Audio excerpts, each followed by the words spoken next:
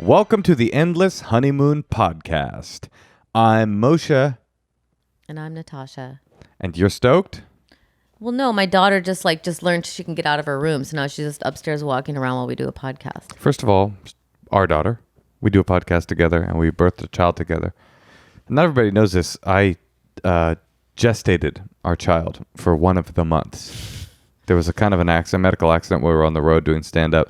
And I actually had to put her into my just vestigial marsupial pouch. They really could have given men like one of the months. Right. Do you think it's easier to be a man than a woman in every way? Or what do you think? I think it would suck to be like 10 times more horny than I am. Do you think I'm 10 times hornier than you are? No, I think men in general are more horny than women, maybe. I don't know. It's my experience. I have no idea. It's not my experience with women. My experience with women is every one of them that I've interacted with is so unbelievably horny around me. Like they cannot control themselves around me. And they're just like, they're always saying like, I'm so horny. They don't say me so horny. I know a lot of our listeners were expecting me to say that, but I wouldn't say that. They say I'm so horny or I am so horny. Thanks for the clarification. Well, I just want to make sure that nobody thought I was going for like some sort of cheap 1980s racial joke. I'm talking about a reality that I face, which is that women, when they are around me, say that they're horny all the time. Right. Actually, the truth is, speaking of being horny, and how horny men are, I was in your DMs recently, because I logged into Natasha's DMs with her permission, because I was emailing somebody back about. Well, I don't really check them. Natasha doesn't check them. And I didn't really want to go through them, but Moshe wanted to go through them. No, I didn't want to go through them. No, because you have to go through my DMs every Thursday. No, I just don't allow you to DM people without my permission. You have to run them by me. I read them and then I allow you to send them. No, I was in. You gave me your password because I was in there DMing with, taking care of some of TCV basically, and they are. You haven't looked. No. When you send me a screenshot, I'll see it. Every 90th email is something that you should have written back to, which is one of the things that I was in there for. But 89 out of 90 are just like, there's one guy who's been emailing you for like 7 years about your legs. Every time you do any appearance, he's just like, oh, the legs today. Oh, the skirt, the way your legs looked. Your legs. Harabarida. The legs. Do you want me to read them? No, okay. please. And then there was this other guy. This is really. Then there was one just really vulgar one, where this guy's just like describing vivid and visceral, disgusting sex fantasies with you, and I'm just like, what is the purpose of this? Like, Maybe he hopes that I'll see it. Impossible, unless he's. And the thought that I'll see it makes you have a big splooge. Oh, you mean him? Thinking you're reading this vulgar thing makes him get off because he knows it's inappropriate. He knows nothing will ever come of it. Maybe. But what's hot to him is the idea of sending you something so. Why else sexually... do they do it? Sometimes they really are like I'm 37. I work here. I'm wondering if I could take you out That's sometime. a little different. That's a person that's trying to shoot a shot. And I respect that. And by the way, if you're out there and you want to shoot your shot at my wife, like in a respectful manner, then yes, absolutely. No, but I mean... Yeah, it's just that's a funny idea that you would be writing back to a vulgar message. I mean, the vulgarity is not. I mean, it was X-rated. It wasn't like, oh, I want to bone you. It was like very specific. Okay, well. Very specific. Okay, honey. Things that I recognize from our love life. So I don't know how he knew that either. Anyway, it's all stuff like that. But then there's Legs Guy, who's much more innocent. Legs Guy. He DMs you. Can I just read a few Legs Guy? Because it's not that creepy. Sure, honey. Legs Guy is much more of a, he's a kind of a charming, sad sack of a guy. Just sort of a sad old guy who loves legs. And to be fair, you do have great legs. Don't say the person's name. Why would I say his name? Don Henley from the Eagles. Isn't that crazy? It's Don Henley, verified account. I did not see that coming. I was a big fan of the Eagles too. Okay, check this out. This Legs Guy is actually, there's something about Legs Guy that I kind of, by the way, I just opened it up. This is today, 37 minutes ago. You're gorgeous. YOUR gorgeous. This guy's been writing you since, maybe I exaggerated. It hasn't been a year. It hasn't been 7 years. It's been literally 1 year. Okay? August 14th, 2020. Almost exactly a year ago today. I enjoyed seeing you and your beautiful legs. Don't know where. Then August 20th, 6 days later, it gets an inkling again. Natasha, you looked extremely sexy today. Where? Does this guy work on the crew on the show you're on? And then September 4th, he tried to stop, right? He almost got 2 weeks. I am dreaming right now about those beautiful legs of yours. September 23rd, 3 days later, sends you a picture of you on FYSA. What's that? Oh, that's funny you should ask. Funny you should ask. So that's where this guy's seeing you. So it's like the game show with Louis Anderson. Byron Allen. Yes. So this is where this guy's finding you. Natasha, he writes on December. Okay, now check this out. September 23rd, he writes you. And then he doesn't write again until December 27th. 2 days after Jesus' birthday. 2 days after Christmas. He's clearly tried to get his shit together. His wife probably found these DMs. He's like, why are you writing this woman about her legs? He's like, I'll never do it again, honey. He makes it a few months. September, October, November, December. He gets through Christmas. And then he's like, you know what? New Year's Eve, I'll make a new resolution. Writes you again. Natasha, the episode of Funny You Should Ask is showing how beautiful your legs really are. March 3rd. Okay, he's trying to stop. Now he's trying a new tack. He's got a bit he's running. I am sorry for getting my gum in your hair. Next time, don't pull your dress up so high. Is that a cum reference? My gum in your hair? Is it like something about Mary? I don't know. I mean, it seems kind of like he's telling you that we fucked, or he's telling me that we fucked in his dream or something. March 27th. I will be so glad when it warms up. Imagine a woman doing this. It would never happen. We'll check this one. This one's much more innocent. Okay. March 22nd. I will be so glad when it warms up. That way I can see your bare legs. April 13th, you look like a pretty schoolgirl this morning. April 17th, you have the best looking knees I have ever seen. April 19th, what a treat. You are wearing a short dress showing your beautiful legs. May 3rd, today you were wearing a beautiful dress and showing your gorgeous legs and cleavage. Okay, he's got a new interest. May 4th, jackpot.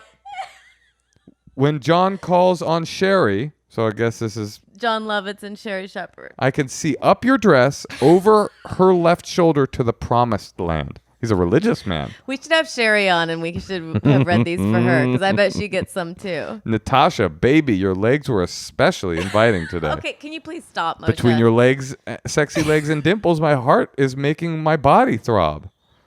Okay, now... Stop! He clearly in the next message, he had an intervention done on him by a feminist who said, you're objectifying this woman. Because he writes next, June 22nd, Natasha, you have beautiful eyes. Okay, he's that's cool of him. But he had a relapse on July 3rd. You look beautiful in your red dress and lily white legs. I loved your plunging neckline in your beautiful dress. And then Friday he wrote you look cute, beautiful, and sexy tonight. And then yesterday he wrote you outdid yourself with low plunging neckline and showing lots of beautiful leg. Well, Don Henley of the Eagles. Wait, that's just how often Funny You Should Ask plays. Like in the it's like probably plays in the day maybe. Imagine being this guy, living wherever he lives. Can he see that I'm not reading these? Yeah, he does not. He knows I'm not reading them. They do not appear as read. So imagine day after day, every time an episode of Funny You Should Ask comes on with Natasha Leggero on the panel, you fire up Instagram and you write this stranger a message about her legs. What? I don't get it. I don't get it. I think probably you're just from a different generation. What generation? It's DMing on Instagram. He's not asking you to the sock hop. Anyway, these people, man. It seems like, yeah, maybe like something a horny dad would do. Well, definitely. Let's look up his profile. Let's see what we can get Moshe, please. about this guy. Unfortunately, it is private, and I can't get into his post. The funniest one is when you see online, you see these guys will be like, oh, I want to fuck you so bad, or, oh, you're a stupid fucking cuck. I hope you all die of COVID, you mask holes, or whatever. And then you look it up, and it'll be like, proud follower of Christ, dad, granddad. It's just like, oh, fuck, man. What's happening to life? Well, Natasha, you do have great legs. You're showing them off tonight. I hope that that this guy finds out about our podcast because he could. This is a weekly YouTube stream that he could be looking up your dress to the promised land. Okay, well, let's take some secrets. Great idea. So I was just at work listening to the Secret Hotline episode about Grandpa being a hoe and finding a secret half-sister. And I figured I'd call in because I am actually on the other end of that, where I did a 23andMe, and the findings were a little suspicious to me. So I had my sister take one as well, and it showed that we were only half-sisters. And, yeah, so my godfather, who was my mom's boss, was actually my father. So that's my secret. Haven't told my dad that his daughter of 30 years is actually not his. Thanks. Bye. Oh. Yeah, what's the point of 23andMe? Things like this. Content for the Endless Honeymoon podcast. Yeah, but it's like, if you find out, I think that would be really hard to find out that someone wasn't your dad. Yeah, but you wouldn't want to know? To what end? She's got this weird secret. Right. Just to think of her mom humping her boss Are every you time supposed she to thinks talk? of her dad. Oh, brother, you're right. Are you supposed to tell your mom, you think? I don't know. Depends on the relationship, I guess. Well, what would you do if you took 23andMe, remember? Mm-hmm. And what would you do if you found out that there was something off and you figured out that you were not your father's daughter? Would you tell your mom? No, I would just keep any of that to myself. Would you have told me? Sure. I mean, I'm not trying to like drop bombs on the elderly right now. It's like they have like no T cells. They're, You're worried that they might die of COVID if you reveal their family secret? No, I'm saying they have it bad enough, What do you mean? This is something that this woman did to their family. She stepped out on the marriage. I mean, shit happens. Definitely. But that's pretty scandalous to fuck your boss and then have the kid. I mean, I'd be more concerned not about my sister, but like who my dad was. Yeah. I guess I'd want to know but I just really think that I'm from my dad. Well, I mean, me too. I've seen the way you order Italian food. Little less sauce on the pasta, please. I don't know what he means by that. Well, he wants to taste the pasta. Shall we play another secret? Yeah. Hi, Tosh. Hi, Moshe. First time caller. Love the pod. So I have a secret. For some reason, I recently have not been able to get hungry. I've been struggling with this for some reason. I don't know if it's anxiety or whatever it is. But I will watch this thing called mukbang on YouTube. It originates from Korea. Basically, it's people gorging themselves with food, but I'm very particular about like what I like to watch. They have to take really massive, huge bites and eat it very cleanly.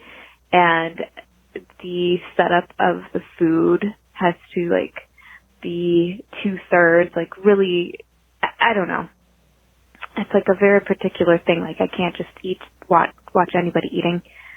I don't know why I do this, but it does kind of help me get an appetite. There's nothing sexual about it. Does anyone else in your community have this fixation? It's called mukbang. That's it. Thanks. Bye. What community? How does she know how to say it like with an accent? Because she's been watching a lot of these videos. It's called what? Mukbang. Mukbang? I guess. Mukbang. Okay. What is it? I didn't understand. It seems like it's Korean. For like overeating? No, it's like Korean gorging, like you know how there's like ASMR? Yeah, for sound. For sound, and then there's like unboxing videos. And what is that for exactly? I don't know, but people love them where they get products, they go shopping or whatever, and then they unbox them. But that's kind of funny too, right? I guess. But no. Is that like a purse haul? sometimes they're pretty straightforward. It'll just be like them showing the stuff. Well, this is mukbang, and I guess, I mean, I don't know what it is. I'm just assuming it's another one of these bizarre psychological picadillos that, you know, if there's a thought in the world, the internet makes videos about it. You know that rule on the internet? You ever heard that rule? There's a rule. If you've thought it, if you've thought it, they've made porn about it. So anyway. But this isn't sexual, she said. I don't quite believe her. And she's watching videos of people overeating, or she is doing it? She is having a difficult time with her appetite. So she goes onto YouTube, she watches mukbang, but it has to comport to very specific rules for her to enjoy it, and then it makes her hungry. That's kind of cute. It's kind of cute. I guess I'd have to see mukbang. I would think we should watch mukbang right now, actually. Let's all take a break. Damn, that was mukbang? Damn, I did not expect that. Okay now. Well, let's take another secret. Let's do it. Wait. Okay, yeah, let's do it. Hey guys, love the podcast. I also love my wife, but she's gross. She's a burper. Like she burps anytime, anywhere, very loudly. You know, always really close to me. And I can smell it, and it just grosses me out. But she's also defensive about it. Anytime I talk about it, she says it's just a natural thing that people do, and there's no way she can help it. So my secret is, for the past couple of months, I've been really trying to burp as hard and as loud as possible in her direction. And the only problem is it's not having any type of effect on her. She doesn't care at all. I don't even see her flinch. So if you guys can give me some advice on how to attack my wife with smells, I'd appreciate it. Thanks.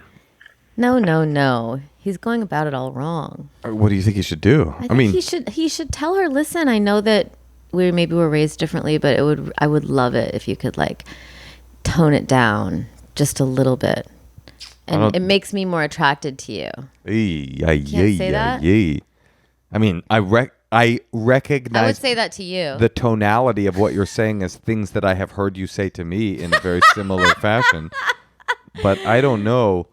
Gosh, that's a tough one, especially because he said how defensive she is about it. I mean, I have a chronic burper, I have 2 chronic burpers in my life, and it's tough. You burp sometimes. I burp sometimes. I'm not a chronic burper. Would you say I'm a chronic burper? Do you think I'm a chronic burper? No, I'm not a chronic burper. Now, I do have a physical trait that you dislike. We've talked about it before, which is my mega sneeze. Yes. But the difference between the mega sneeze and the chronic... Your sneeze is like the neighbors mention it. No, they have not. The baby like talks about it. It scares people. It makes kids cry. It's just too loud. It scared the nanny. No, it didn't. No, Moshe, no one really... People don't think that's seriously how you sneeze. What do you mean? You sneeze like a scream. Yeah, I get into it. It's weird. It's not weird. It's unlike anything I've ever seen. Well, then you haven't watched enough mukbang. And I gotta say, too, I have been asking you to change it for most of our marriage, and you haven't. So I guess there's no hope. But you didn't do that before we got married. That's not true. The difference is, by the way, with chronic burpers, is that they're constantly doing it. It's not like when they have a sneeze. It's like constant. The burpers burpers be burping. A sneeze doesn't smell, but I will tell you one thing, not very fashionable right now. Sneezing? Yeah. I hear you. I don't even like, I hate so all. So why scream it? Why not? Why not? Because your wife doesn't like it? Is that what you're going to say? Well, it's almost like there's a lot of reasons not to. Okay, name a few. Your wife not loving it being a good one. Okay, what else? COVID-19. Are you going to cry? COVID-19. What about COVID-19? I don't. What about COVID-19? People are extra paranoid right now because of the pandemic and because of. But I'm not out. The disease. I'm not out sneezing around people in the world. But in general, when you hear someone free sneeze scream, it makes you uncomfortable these days. But there is no there here or these days. Someone's outside of your house and you just hear, "Achoo!" Well, you're saying outside of the building, they're going to be like up worried People about walk by COVID? our house and hear you do that. Have you had any complaints from the neighbors? Be honest. I have, yes. Shut up. Who? Downstairs. No way. Yes. No way. Yes. Well, I guess I'm going to work. Ask them. I'll work on it. But it brings you joy. So I'm not going to stop. Just keep doing it. But it's okay. You know what? I can live with it. What if I sneezed 40 times a day? Because that's what burpers do. They burp all day long. Wait, I've never been around a chronic burper. Yeah, you have. Let's play another secret. Greetings from the heartland, Cachero. I have a secret. There's a body in my freezer. My neighbor's cat. No, I didn't do it. I'm a lifelong cat lover. Anyway, the pandemic and recession and spring mating season and all that, I'm seeing more wandering cats than usual, some with collars and some without. I've never seen them around. But my neighbors across the street are the type which I would call not cat owners, but cat feeders. And I think that just brings more trouble, more cats. Cats should be taken to a no-kill shelter to be reclaimed or adopted. One of their cats I called Squiggle Tail over the years, as it had a crimped-up tail from some injury.